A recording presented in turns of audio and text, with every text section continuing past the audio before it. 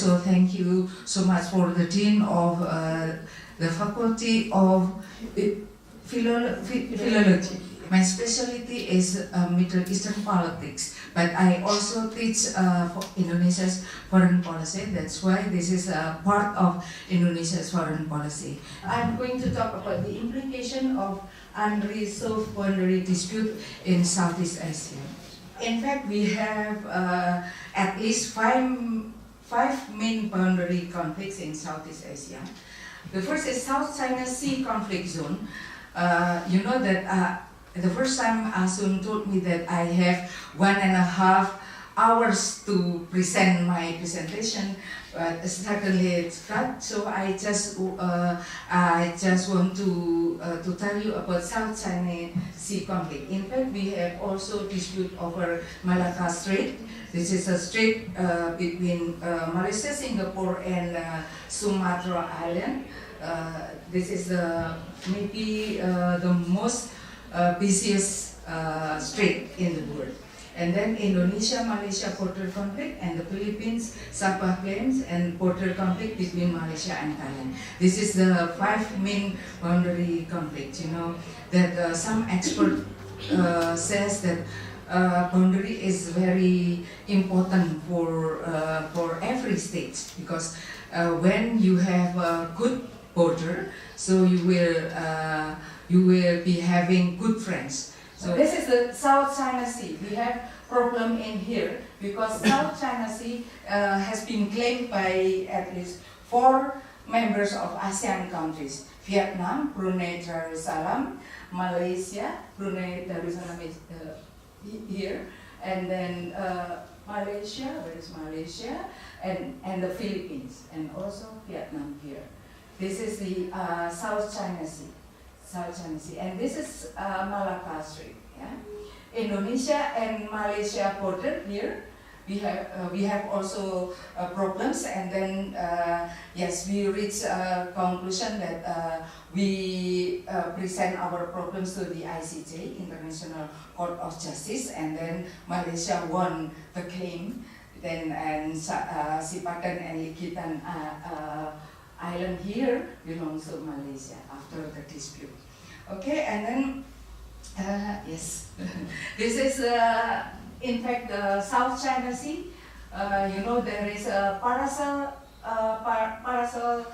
composed of small island here, and then sparkly here. Yeah, these 2 block of island has been claimed by, as I mentioned, 4 member of ASEAN countries. And you know, I'm sorry to say, because there is a Chinese student here, that Chinese activities in this area increased recently. And then sometimes China also claim that it has right to use this area. Okay, and then the main causes of territorial dispute. You know, as I mentioned before, that there are 4 types of territorial or boundary dispute. This dispute is categorized as territorial dispute because this is one area claimed by 2 or more states. Why every countries in this area seem that they think they have the same right to use this area. And then you know there is a role of the colonial in creating treaties and agreements, and have drawn the line on the map, shown the limits and authority or sovereignty, but the real borders on the ground were often fuzzy and ambiguous. Yeah, there is no clear boundary line in this territory. And then why? Let me back to the sorry. Okay, why they claim this territory? Because this territory contains a lot of natural resources: oil, mineral, gas, and then fish, yeah, face, and then as well as tourism potential in this territory. That's why four state of ASEAN members countries claim this territory because full of natural resources. Then, yes.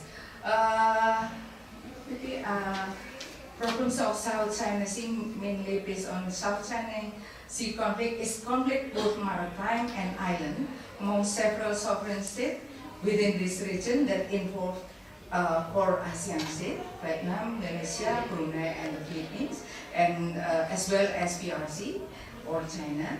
And then the overlapping claims are based on the fact that South China Sea is geographically strategic, as Mrs. Yuli mentioned, that actually ASEAN is located in the very strategic place because it's connected between it's the connection between Asia continent and Australia. Yeah? So this is very strategic, and as I mentioned, that it is full of natural resources. That's why every country wants to have right to control this territory. And then, PRC actually is not far, but it's not part of South China Sea, although the name of the sea is with China. Actually, according to some ASEAN countries, that China actually has no right to control this area. But recently, started from 1980s, that China's military activities increased in this area. That's why everyone, suspicious with China.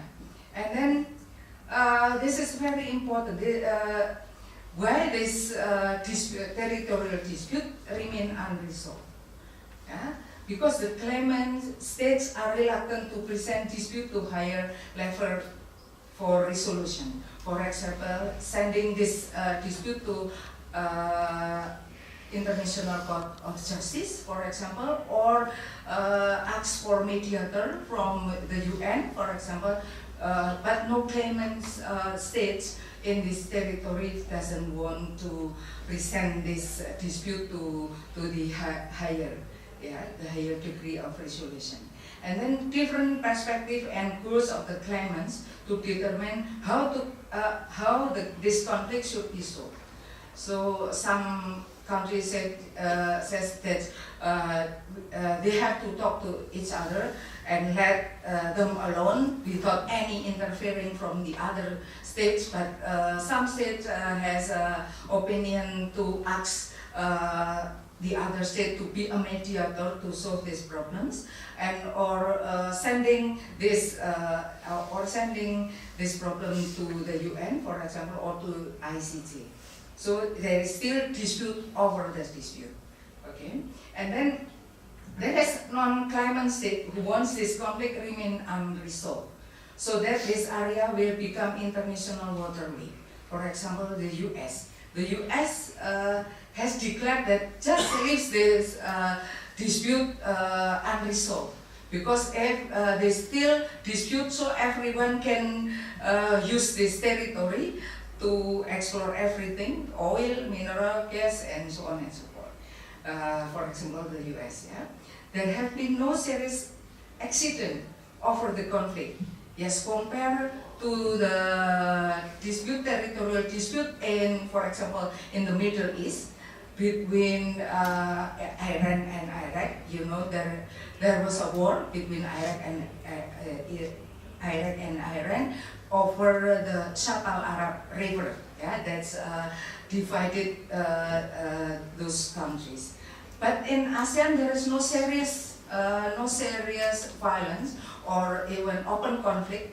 So just everyone just let the dispute remain like this, and then because there is no violence, there is no war, something like this. And then there is the principle of ASEAN is through non-interference, so that other ASEAN members just leave the dispute are unresolved.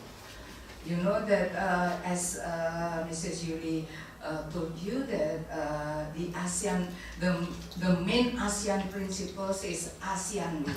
We have our own way to resolve our problems. That is non-interference between states. Everybody in every state in this region thinks that this dispute just their conflict, not involving the other countries, right? Let this dispute resolving by them, right? I know that, for example, in Europe, European Union has a principle of common foreign and security policy. When you know every foreign policy, you maybe have the same foreign policy among the EU member, right? So you have also common enemy. You have common enemy, you have common position, and then joint action. We don't have like that as in the EU, but we have our way, our own way. So do not interfering every conflict in ASEAN. So just let us resolve this conflict alone. This is why the dispute remain unresolved.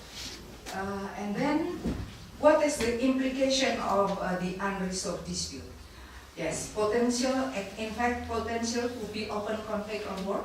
For example, PRC's military activities in this area by implementing air defense identification unit and then conducting military exercise in this territory, because I know that PRC maybe have seen that this territory, the disputes never been resolved. That's why this is chance for PRC to enter in this area. Okay, and then attract non-participant conflict from outside this region to get involved. So, like I mentioned that the U.S. actually has been in here and sometimes interfering the dispute, and then sometimes playing divide and rule between among the claimant states, and then preventing the reality of ASEAN security community or ASEAN community, as Mrs. Yuli told us that ASEAN community is the idea of ASEAN member state, that ASEAN should be one community, one vision, the area of peace, prosperity, and safety, like European Union. You know that the ideals of European Union is a place of security, prosperity, and safety, and sustainable economic development, something like that. But we cannot, I think, we cannot create ASEAN community without resolving this territorial dispute. This just the ideas just become the idea. The vision cannot be realized. The vision is only vision, or become slogan if we don't solve this problem. And then, in fact, some people say that dispute will not cause the political instability in Southeast Asia, as Southeast Asia is still, regarded as a safe